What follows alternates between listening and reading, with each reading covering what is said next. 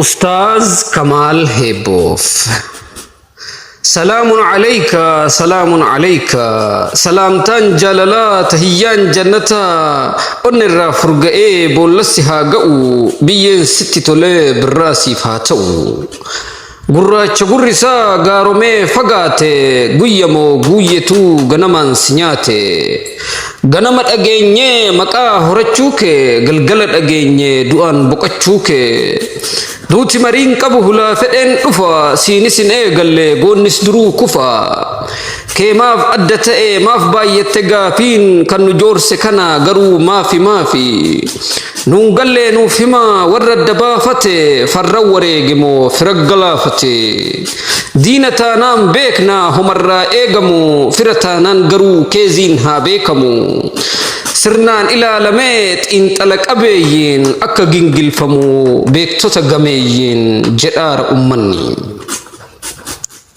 maaliif yoo jettan markabatuu kufe kan bahara ceesisu doktoratuu bade kan ulfa deessisu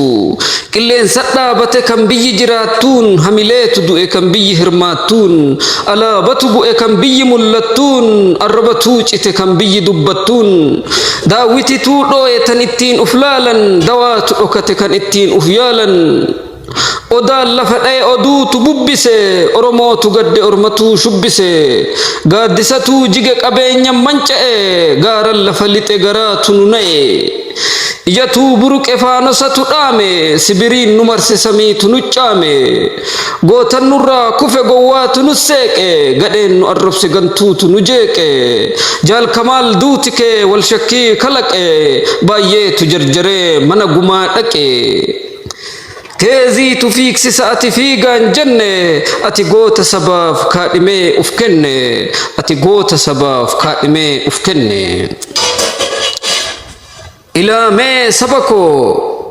dhugaan ammaa iftii akkuma addeessaa hangasiifuu dhaaba maqaa wal balleessaa karaattiin dhaabinaa wucinee kaleessaa kaakkistuutti dhiisaa kaayicha jabeessaa miira keessaa baa deebi'aa qalbitti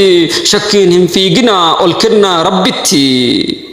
rabbi dhugaan gatu suutumaan ifoomsaa dhiigni gootaan badu lammii bilisoomsaa